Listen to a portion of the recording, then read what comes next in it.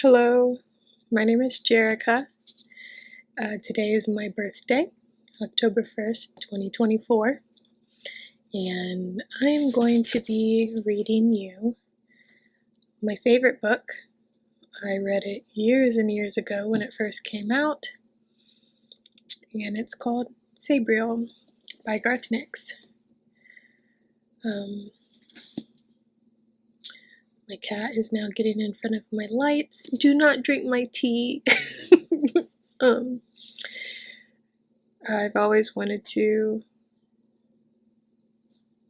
just read my books out loud, and I've certainly enjoyed listening to other people's renditions of their favorite books on YouTube. And get out of the way, stinker. That's Ray. Ray, stop! I'm trying to make a recording, honey. We'll see if he even lets me do this, but yeah, I hope you enjoy it, and I'm going to be reading it chapter by chapter, and tell me what you think. I'd love for you to like, comment, and subscribe, and we'll see how this goes. Thank you for tuning in. Here we go. Prologue. It was little more than 3 miles from the wall into the Old Kingdom, but that was enough. Noonday sunshine could be seen on the other side of the wall in Celestier, and not a cloud in sight. Here, there was a clouded sunset, and a steady rain had just begun to fall, coming faster than the tents could be raised. The midwife shrugged her cloak higher up against her neck and bent over the woman again, raindrops spilling from her nose onto the upturned face below. The midwife's breath blew out in a cloud of white, but there was no answering billow of air from her patient. The midwife sighed and slowly straightened up, that single movement telling the watchers everything they needed to know. The woman who had staggered into their forest camp was dead, only holding on to life long enough to pass it on to the baby at her side. But even as the midwife picked up the pathetically small form beside the dead woman, it shuddered within its wrappings, and was still. "The child, too?" asked one of the watchers, a man who wore the mark of the charter, fresh drawn in wood ash upon his brow. "Then there shall be no need for baptism." His hand went up to brush the mark from his forehead, then suddenly stopped, as a pale white hand gripped his and forced it down in a single swift motion. "Peace," said a calm voice. "I wish you no harm." The white hand released its grip, and the speaker stepped into the ring of firelight. The others watched him without welcome, and the hands that had half-sketched charter marks, or gone to bowstrings and hilts, did not relax. The man strode towards the bodies and looked upon them. Then he turned to face the watchers, pushing his hood back to reveal the face of someone who had taken paths far from sunlight, for his skin was a deathly white. "I am called Abhorsen," he said, and his words sent ripples through the people about him, as if he had cast a large and weighty stone into a pool of stagnant water. "And there will be a baptism tonight." The charter mage looked down on the bundle in the midwife's hands and said, "The child is dead, Abhorsen. We are travelers. Our life lived under the sky, and it is often harsh. We know death, Lord." "Not as I do," replied Abhorsen, smiling so his paper-white face crinkled at the corners, and drew back from his equally white teeth. "And I say, the child is not dead yet." The man tried to meet Abhorsen's gaze, but faltered and looked away at his fellows. None moved, or made any sign, till a woman said, "So, it is easily done. Sign the child, Aranel. We will make a new camp at Liavi's Ford. Join us when you're finished here." The charter mage inclined his head in assent, and the others drifted away to pack up their half-made camp, slow with the reluctance of having to move, but filled with a greater reluctance to remain near Abhorsen, for his name was one of secrets and unspoken fears. When the midwife went to lay the child down and leave, Abhorsen spoke. "Wait, you'll be needed." The midwife looked down on the baby and saw that it was a girl child, and, save for its stillness, could be merely sleeping. She had heard of a porson, and if the girl could live, warily she picked up the child again and held her out to the charter mage. "If the charter does not," began the man, but a porson held up a pallid hand and interrupted. "Let us see what the charter wills." The man looked at the child again and sighed. Then he took a small bottle from his pouch and held it aloft, crying out a chant that was the beginning of a charter, one that listed all things that lived or grew or once lived or would live again, and the bonds that held them all together. As he spoke, a light came to the bottle, pulsing with the rhythm of a chant. Then the charter was silent. He touched the bottle to the earth, then to the sign of wood ash on his forehead, and then appended it over the child. A great flash lit the surrounding woods as the glowing liquid splashed over the child's head, and the priest cried, "By the charter that binds all things, we name thee." Normally the parents of the child would then speak the name. Here only Abhorsen spoke, and he said, "Sabriel." As he uttered the word, the wood ash disappeared from the priest's forehead and slowly formed on the child's.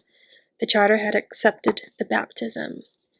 But she's dead!" exclaimed the charter mage, gingerly touching his forehead to make sure the ash was truly gone.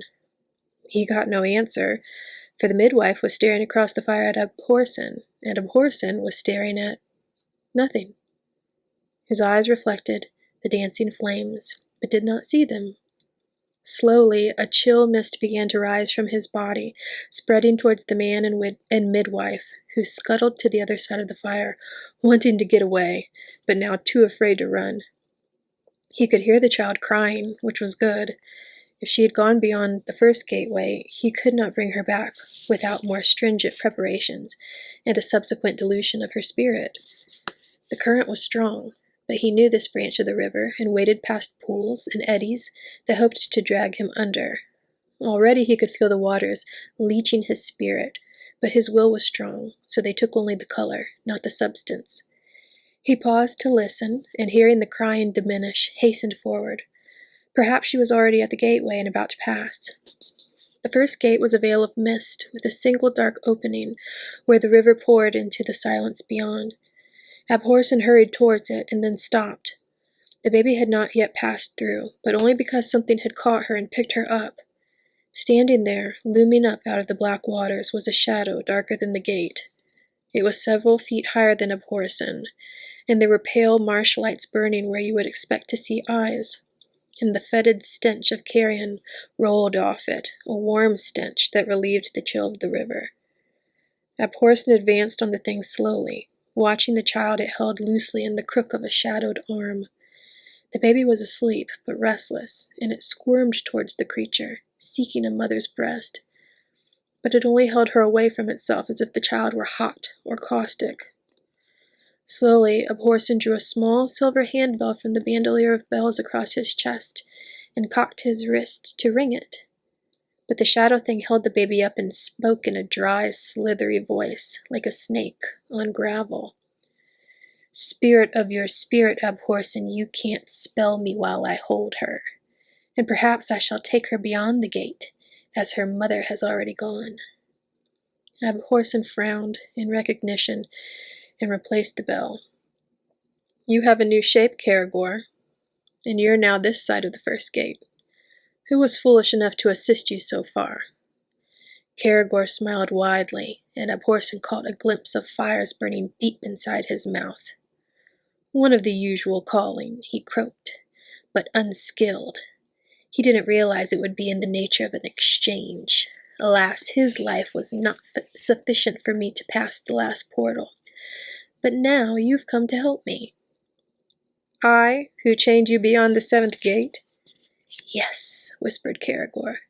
"The irony does not, I think, escape you, but if you want the child—" He made as if to throw the baby into the stream, and with that jerk woke her.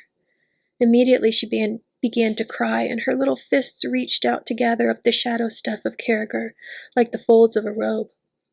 He cried out, tried to detach her, but the tiny hands held tightly, and he was forced to overuse his strength, and threw her from him. She landed squalling and was instantly caught up in the flow of the river. But Abhorsen lunged forward, snatching her from both the river and Karagor's grasping hands. Stepping back, he drew the silver bell one-handed and swung it so it sounded twice. The sound was curiously muffled, but true, and the clear chime hung in the air, fresh and cutting, alive. Karagor flinched at the sound and fell backwards to the darkness that was the gate. "Some fool will soon bring me back, and then—" he cried out, as the river took him under. The water swirled and gurgled, and then resumed their steady flow. Abhorsen stared at the gate for a time, then sighed, and placing the bell back in his belt, looked at the baby held in his arms. She stared back at him, dark eyes matching his own. Already the color had been drained from her skin. Nervously, Abhorsen laid a hand across the brand on her forehead and felt the glow of her spirit within.